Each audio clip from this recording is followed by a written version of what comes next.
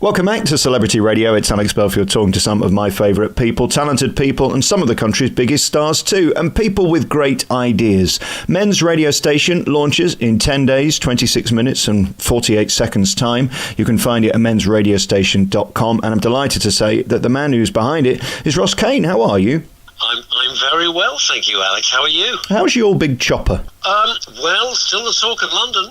Let's not kid ourselves. I remember as a kid thinking, if I could be Russ Kane, I will have made it, because you had the most showbiz job on earth, really, didn't you? It was very, very silly. It all came about by accident, but yeah. And I signed a 2-week contract, and it only lasted 20 years, so that was okay. There's the Flying Eye on Capital Radio, which was 20 years of fantastic fun. I never thought of it as work. It was just having a laugh. To think most radio stations these days can't even afford microphones or studios, to have a helicopter flying over London, and everybody looked out for you. It was the greatest advert on earth, wasn't it? It was a fantastic marketing tool, although I have to tell you, it actually was, everyone always thought it was a helicopter. It actually was a twin-engine plane. So every time the police went over, or the air ambulance go, "There's Russ!" Apparently I was like everywhere, you know. But it was a twin-engine little plane, one of them which was completely demolished, so we had to get another one. And seriously, and yeah, it was tremendous. But eventually, after 20 years, I covered 1.5 million miles over London.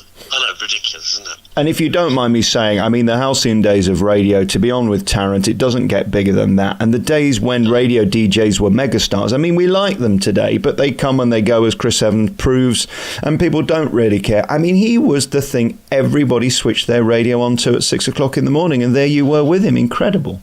It was fantastic. I mean, I still see Chris a lot, and the chemistry and the friendship and all the nonsense that you heard between me, Chris, Cara, and even our newsreader Howard Hughes, you know, it was real. What you were hearing was exactly the same when the mics were off, which is the nice thing about it, because then everyone tried to emulate that, and you can't fake it. It's either there or it's not there. You can't just shove a load of people in and try and do what they call the zoo concept and hope it's going to.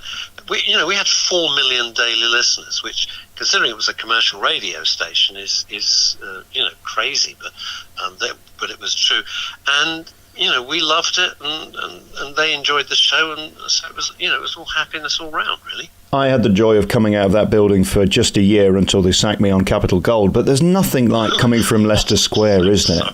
Oh, I know. Well, it happened to me a lot, to be honest. That's one of the reasons I'm sat here doing it from my bedroom. I can't sack myself. I've tried, but... No.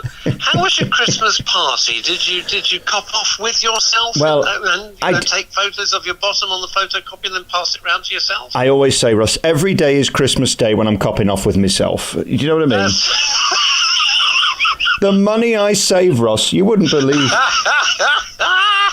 And I don't even have to say thank you. You've got this new radio station, Men's Radio, which is launching in January. I mean, a great idea. Tell us why you wanted to do it. I'll tell you why. I'll tell you exactly why I wanted to do it. I started something called the Espresso Bar, which is a private Facebook group, getting up to 2,000 people now, and I haven't really pushed it, where guys 40 plus can go and talk about things that really worry them. And I'm not talking about, Spurs lost last week, or the price of beer has gone up. I'm talking about real issues like depression, mental health, physical health, relationships, not just relationships with your partner or your wife or whatever, but with your kids, and also, as we get older, finding ourselves what I always call in the sandwich generation. So you're trying to look after your kids, and also your parents are aging. And for example, in my case, my mother had dementia, Alzheimer's, for 16 years, and she passed away this year. So, you're trying to cope with a lot of stuff, and also, I get messages like, I'm 50, and suddenly I'm on the scrap heap. So it's stuff like that, and there seemed to be such a demand with this Facebook group that I thought, well, there's women's radio station. We should have the male version. So I spoke to the owner of that, and then we partnered up, and we've created men's radio station. Alex, I hate the phrase safe space, because it just sounds kind of wimpy to me. But I really wanted to create a safe space where men can phone in and talk and get advice. I won't be giving the advice. I'm not qualified, but we have a whole team of, doctors and counselors, psychiatrists, oncologists, all of that on standby, so that when people phone in, they can get proper advice, and we'll handle issues, week on week. That's the idea. Obviously, we can go to the website to find the radio station. How will it work as a format? You can go to mensradiostation.com. Will it be live some of the time and then repeated? How does it work? Yes, that's exactly right. We're going to be live on a Sunday. At the moment, we're going to do 12 to 3. That seems to be a pretty optimum time. And then the show will be repeated throughout the week, which is not just great for us, but quite honestly, commercially, it's great for the advertisers, because they get their adverts repeated, throughout the week. And then we're going to try it that way. And then if it takes off, then we can extend those hours. But at the moment, we're just going to be, kind of modest with our ambitions, but and do it sensibly to start with. Do you think there's a need for this? I wonder, with all the talk radio stations in the world, why somebody else isn't doing it. Is it because they're embarrassed? Is it because if it was on FM, people wouldn't phone in? You've hit the nail on the head. You've used one word: embarrassed. And, for example, even when I didn't do a mass joining of people without their permission, everyone on, for example, the Espresso Bar on Facebook, has to apply, and I look at it and make sure it's genuine, and then I'll approve or not approve. Same with the posts that go up, so we don't have any nonsense.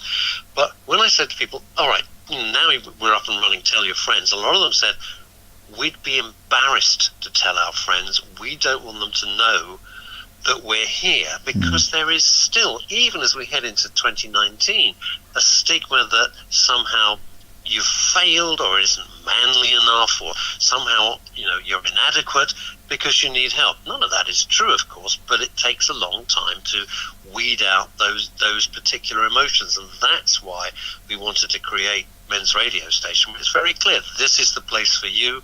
Talk about whatever you need to talk about that's on your mind and that is troubling you.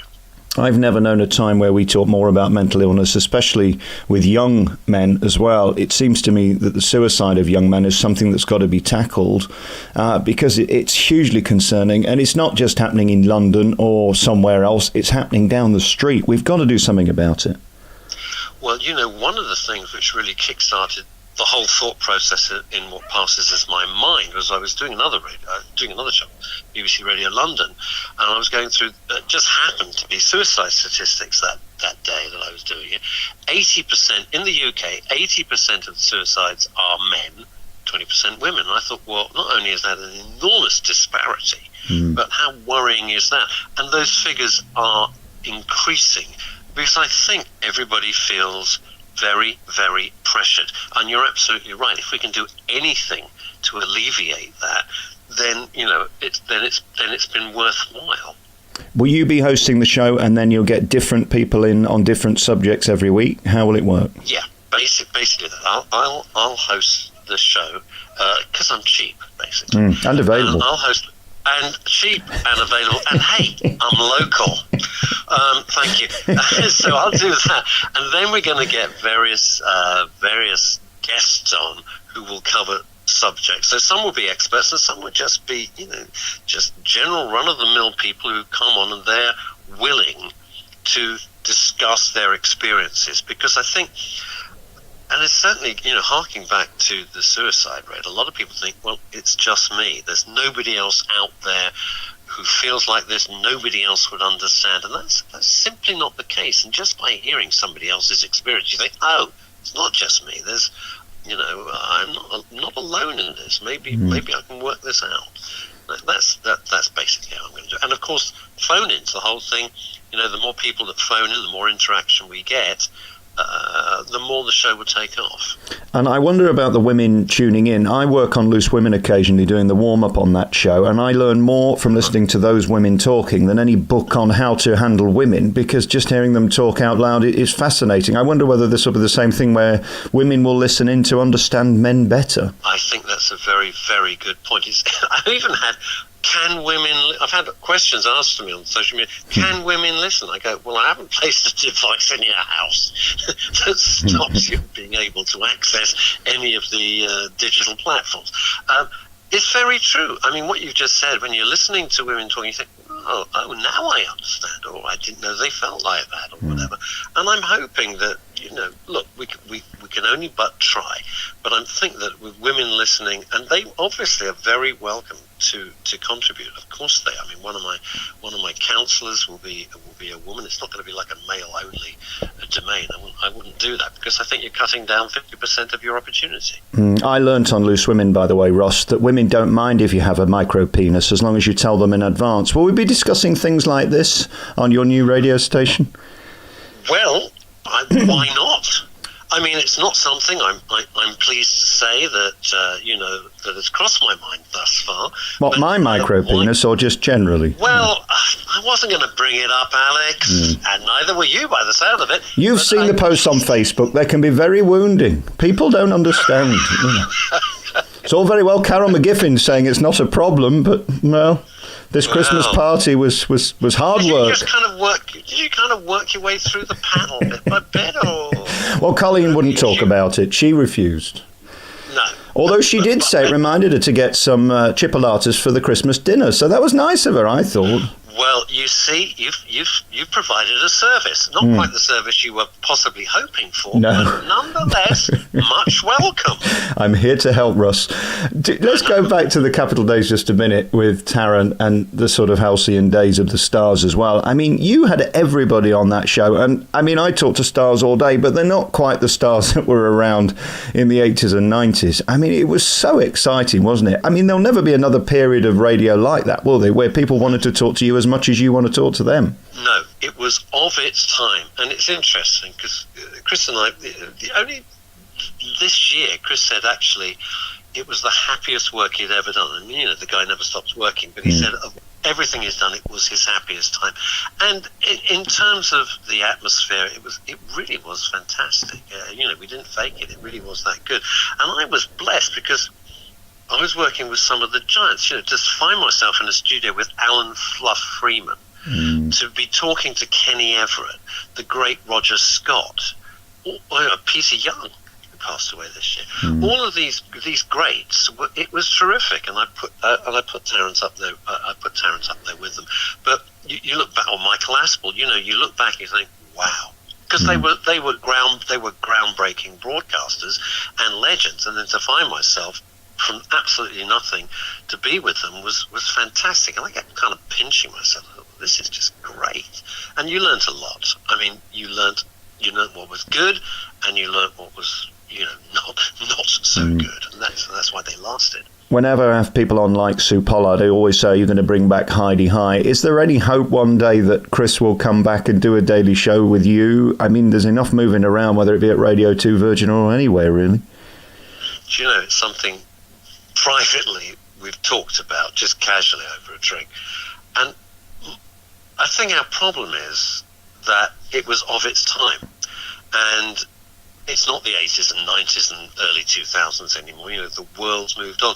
A lot of people said, God, if it came back, we'd absolutely listen to it. But what would scare me, and I do use the word advisedly scare me, is that the expectations would be so great. They want to be cracked up, and guffawing and falling about like they used to. And everybody's older now, and I don't know if they have the same sense of humour. I don't know if we could replicate it. But we all evolve the way the world evolves. I guess we've all grown up together, and we'd all be at the same place, wouldn't we? It's just relative to the 20 years since you last did it. Yeah. I know. Yes, 2004. 2004 it stopped.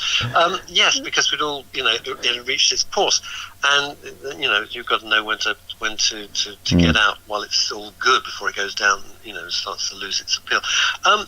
It would be interesting. I think we'd be very approach it with great trepidation. But I know a lot of people said, well, why can't somebody bring that back? It would be terrific. I don't think we'd persuade Cara to come back from Los Angeles. I don't think that's going to happen. But get her on the phone. Nobody would know. It's radio. Oh, we could get country. I always see when I'm out there, and she looks. I have to tell you. blimey, Los Angeles life works very well for her. She always looks younger than ever, which is quite frankly infuriating. Yeah, it's sickening, isn't it? I don't know. It's sickening. Yeah. It's annoying. Yeah, people who are doing well and looking great, it doesn't work well with my disposition either. I think I need to phone one of your programs, really, to be honest, Russ. I'll get the number. I think you should. I mean, for example, that Ross King. What's he ever done for you? Nothing. Useless. And there is out there, married to the most beautiful woman you could imagine, in a fabulous house that I went to underneath the Hollywood sign. And I thought, the hell with you, Ross King? Flirting with that Lorraine on ITV. You can't stop him. Yeah, it's obvious what's going on. We all know. It's unspoken. He doesn't need Brianna anymore. No. MRS is the new radio station. Men's Radio Station will be available from January. You can go to the website, mensradiostation.com. Russ Kane, thank you so much for your time. It's great talking to you. Thank you so much. I really, really appreciate it. May I wish you a very happy New Year and all the very best. I've got a New Year's party to get to now by myself, so I'll have to dash. Oh, yeah, right. You might be barred because I hear that you're the security guard and they won't let you in. You're not free in half an hour, are you? Not really, no, to be honest. I've got plans. I've got to go to Tesco. Bye, Ross.